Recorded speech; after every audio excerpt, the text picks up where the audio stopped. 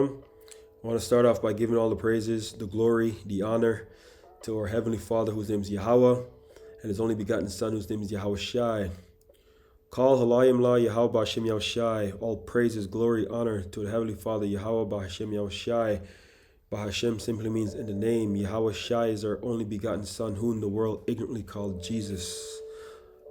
Just want to thank the Most High for the inspiration to do this lesson. This lesson is inspired by an article I was reading earlier today. It is by the dailymail.com. It says, "Where's BB's boy?" Israeli soldiers blast Benjamin Netanyahu, son Yair, 32, for abandoning them by staying in Miami, while 360,000 reservists are called up to fight against Hamas. Benjamin Netanyahu's son Yair, 32, has been based in Miami since at least April. Israel has called up 360,000 reservists, and many living abroad have returned. It sparked questions as to why Yair has remained in the U.S. and not joined them. The son of Israeli Prime Minister Benjamin Netanyahu has been blasted for staying in Miami while reservists turn home to fight against Hamas. Okay, I just read that already, so let's go down to here. It says, but Yair has remained in Miami to the irritation of some of the troops.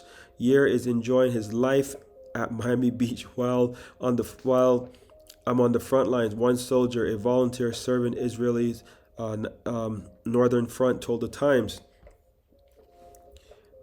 "It's us who are leaving our work, our families, our kids to protect our families back home, and the country, not the people who are responsible for the situation. Our brothers, our fathers, sons, all are going to the front line, but Yair is still not there. It does not help build trust in the leadership of the country." Yair is chilling. Another deployed to the border of Gaza, yes, said, "I've flown back from the States where I have a job, a life, my family. There is no way I can stay here and abandon my country, my people at this critical time. Where is Prime Minister's son? Where's the Prime Minister's son? Why isn't he in Israel? It is the most united moment for us for us as Israelis in our recent history, and every single one of us should be here right now, including the Prime Minister's son."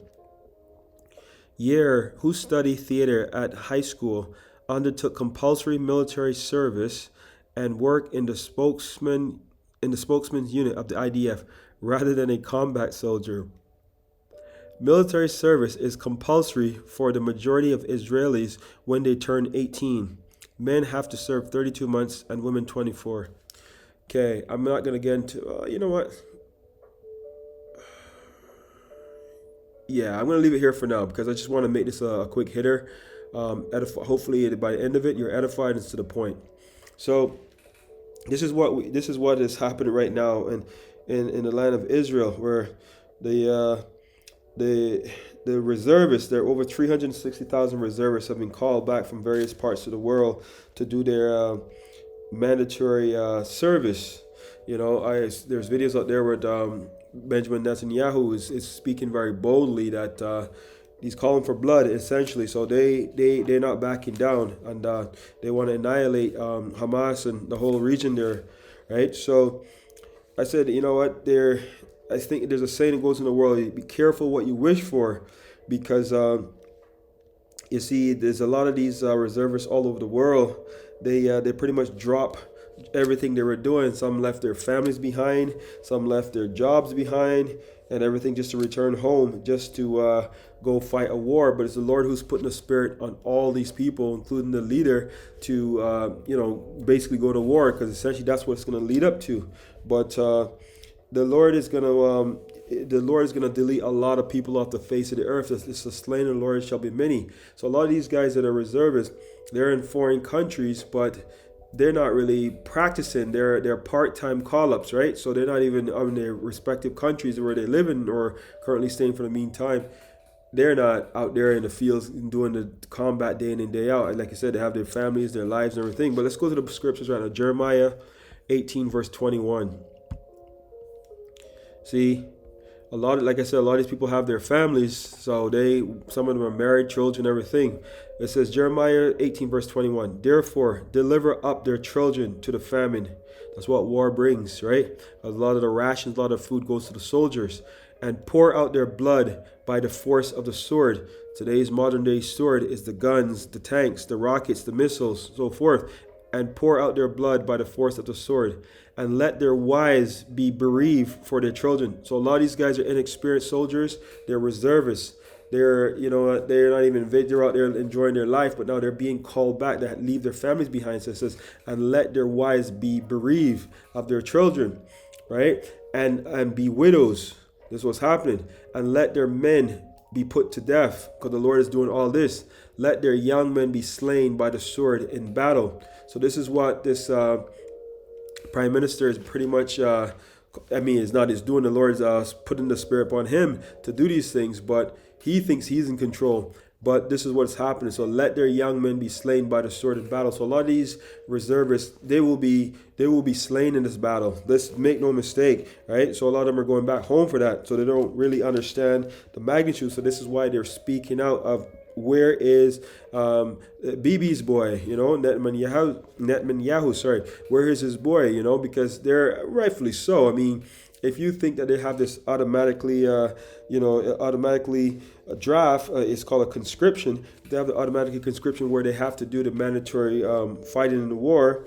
So where is he? He's in Miami, relaxing in nice sunshine, probably drinking pina coladas, enjoying his time, taking selfies, right? So this is what you're seeing right now. So let's go to the conscription here. I just want to because I mentioned conscription. Sorry, just want to bring that up here. Like I said, this is not going to be anything too long. Lord's willing to edify into the point. So it says military conscription is mandatory for most Israelis, and here's how it works. This is from the SBS News. I'm not sure what that is, but SBS News. So let's show. Right to the article. The current conflict has seen Israel call up more than 3% of its entire population to boost its defense force, and some Israeli Australians may be among them. This is published October 17th, 2023, okay, by Alicia Orr. Israel has called up 350,000 of its reservists as conflict with Hamas escalates. Women are required to serve 2 years in the Israeli Defense Forces, and men must serve at least 32 months. An Israeli official has confirmed that Israeli Australians have been mobilized to fight in its military. Israel has called up 350,000 reserves to assist the country's defense force as conflict with Hamas escalates. In a nation of less than 10 million people, this equates to more than 3% of its entire population. How does the country manage to have such a large population of its population on standby for military action? So you see all the equipment here on standby. In Israel, it's due to compulsory military service for young people. That's from age of 18. The escalating Israeli-Hamas conflict, more than 2,200 people have been killed in both Gaza and Israel, and tensions remain high after the events of October 7th. When Gaza-based fighters from Palestinian military and political Hamas infiltrated Israel, Hamas and militants stormed through the towns, shooting men and women and children and seizing hostages in the deadliest day of violence in Israel for 50 years. In retaliation, Israel has vowed to annihilate Hamas and ordered residents of the northern half of Gaza Strip to move south immediately. With the support of an extensive logistical effort and hundreds of thousands of drafted reservists of IDF forces are currently preparing to implement a wide-range operational offensive plans. A statement released by the IDF forces on Saturday read, Anthony Albanese say Hamas has hurt both innocent Israelis and Palestinians. Australians fleeing Israel-Hamas conflict may have more than one chance to flee. Thousands. Okay, this is something else here, right? So let's go. This is the part I would like to read here. It says, turning civilians into soldiers. When Israeli students finish high school, most must serve 2 or 3 years in the country's defense force. Moraz said that an Arab citizen of some other are exempt from completing the service. So it says Arab citizens and some others are exempt from completing the service. The majority of young people are required to do their time. He said individuals may be assigned or choose from a variety of different roles, but all had to take part in an initial basic training boot camp. According to the IDF, it is basic training that turns civilians into soldiers. This is the point I said earlier. That's why I said the slain of the Lord shall be many. That turns civilians into soldiers. According to its website, basic training lasts about 4 months and participants learn the values and fundamentals of combat soldiers. So it says turn civilians into the soldiers. Basic training lasts about 4 months. 4 months. Wow. Learn the values and fundamentals of combat soldiers, including the routine and military discipline, physical training, field weeks, weapons training, shooting, and the principles of the IDF. Once the training is complete, they officially join the ranks of the military. Not sure how far I want to go into this, but let's, you know what? Let me do the last one here. Many Israelis remain reservists for decades. Having completed their military service, many Israelis remain reservists, which means they may return training at times to keep their skills and relevant and can be called up to serve in emergency situations. Mraz said that depending on the type of role of person having the IDF and other life factors, Israeli citizens may return reservists for more than 2 decades after completing their initial service. So it's a mandatory service. He said that while he expected those who have become permanent citizens of other countries were likely taken off the reserve list, that they may be some Israelis who were in Australia temporary who would receive an order to report for duty. So see, mandatory regardless or not, right? They have to do it. Like I said, I'm not going to bore you all the details. This is SBS News here, and it is a mandatory service that they have to fulfill. Like I said, so a lot of these people are basically leaving their families. But the Lord is stirring up a lot of this stuff here because the slain of the Lord shall be many. Let's go to the book of Isaiah 66 verse 16. It says, for by fire and by his sword, right? All the missiles, all the guns, all the weapons that they have of these weapons to commit war. It says, for by fire and by his sword will the Lord plead with all flesh. You see, all these nations right now are gathering to the region known as the Middle East. That's what they refer to as today. But it says, and the slain of the Lord shall be many. So you have these soldiers that are, they take 4 months of basic training. And then they're learned to, obviously, the basic training, firearms, drills and whatnot, deportment, dress and deportment, all those things. They're not really qualified to be soldiers in a war. They're part-time reservists. They go back to various countries. They're probably not even thinking about war. And then all of a sudden this thing happened. Boom. They're called to go back home. So they're being patriotic. Plus they're being ordered to go back home because they have to commit that, conducted that mandatory service.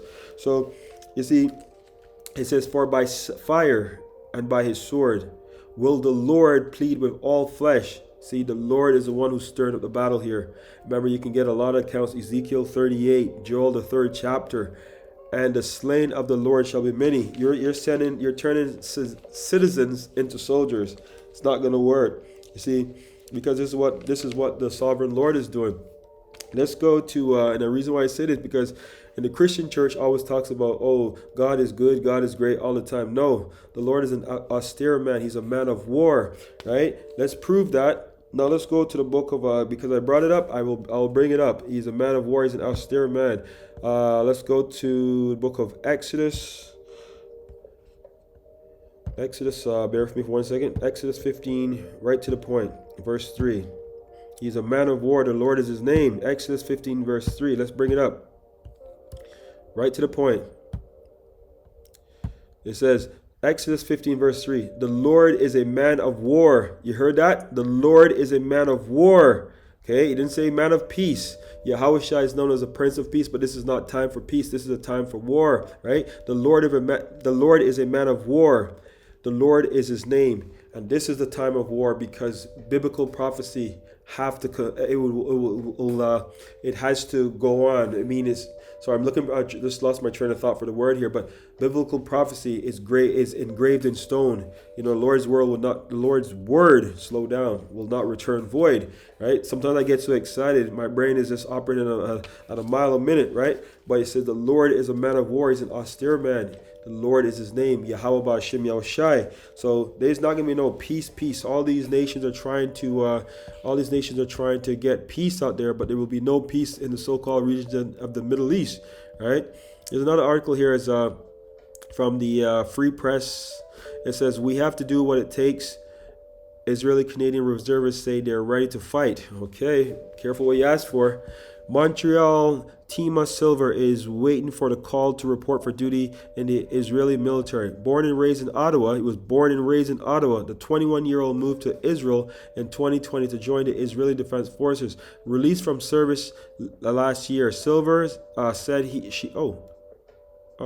Silver said she recently responded to a call asking members of her former platoon to voluntarily return to duty after Hamas attacked Israel on Saturday. I thought there were pause for a second because I thought it was saying a he, but it's a she. Hundreds of people, including young children, were killed in the attacks. Those targeted included a music festival and commercial farming settlements. What else is there to do but go out and fight? Silver asked. Israeli Canadian reservists like her say they are volunteering because they believe it's the right thing to do, even though they are not looking forward to combat.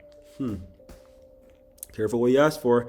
If you don't believe that this will succeed, then you don't believe that you will see it tomorrow for future generations of Israel, of Jews, of your brothers and sisters. There's no choice, she said in an interview on Wednesday. Silver decided to stay in Israel after she left the military and now lives near Tel Aviv. She said she believes success in Israel's war with Hamas will involve freeing the more than 150 hostages held by militant groups as well as ensuring the safety of Israelis. War is not a pretty thing.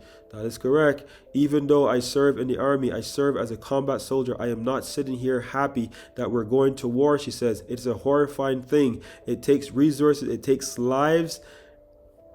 Pause. Therefore, deliver up the children to the famine, and pour out the blood on the force of the sword, and let their wives be bereaved of their children, and be widows left. Let their men be put to death. Let their young men be slain by the sword in battle. And that's exactly what she's saying here. It's not pretty, right?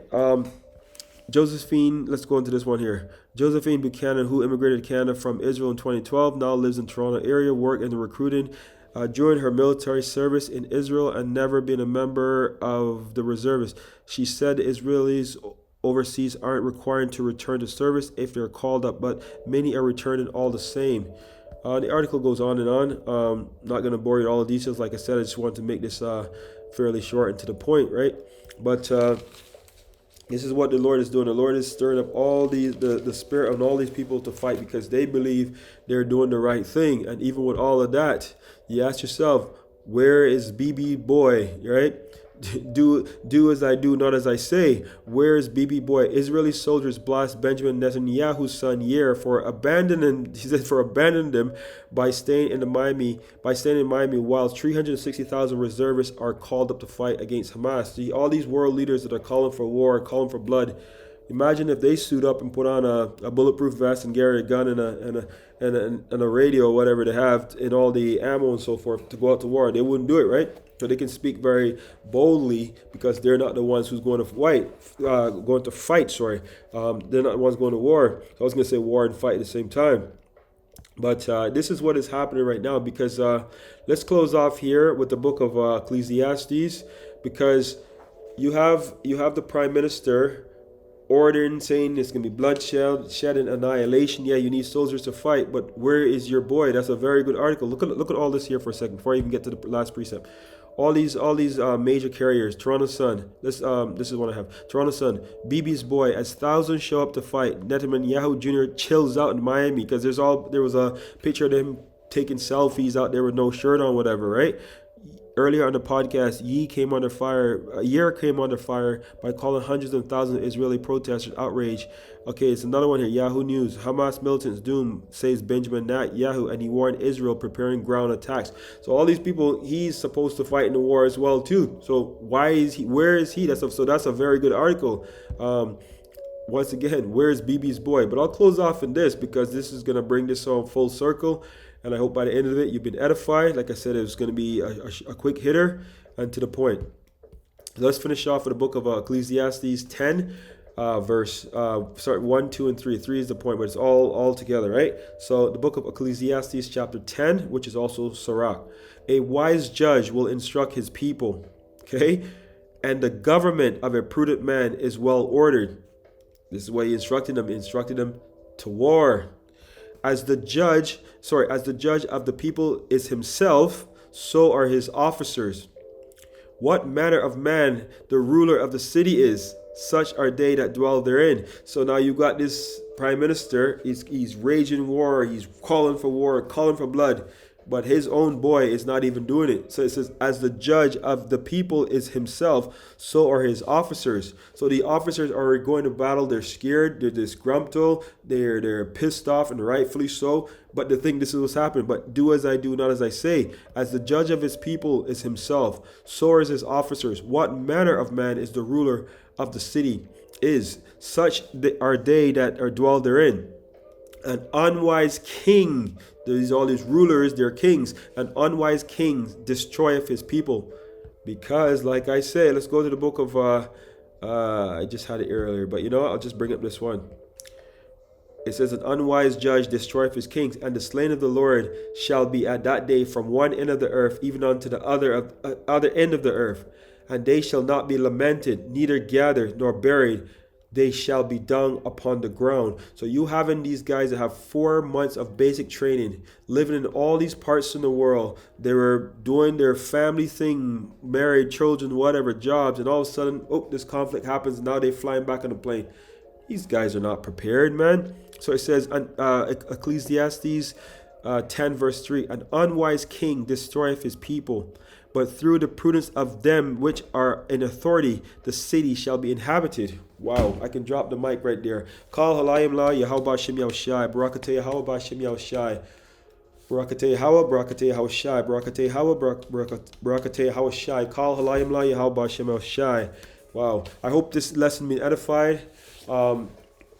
Shalom to the 12 tribes scattered abroad of Israel. Shalom to the elect of Israel. To water Yahawah BaHashem Yahushai for giving me inspiration to this lesson. Shalom, Israel.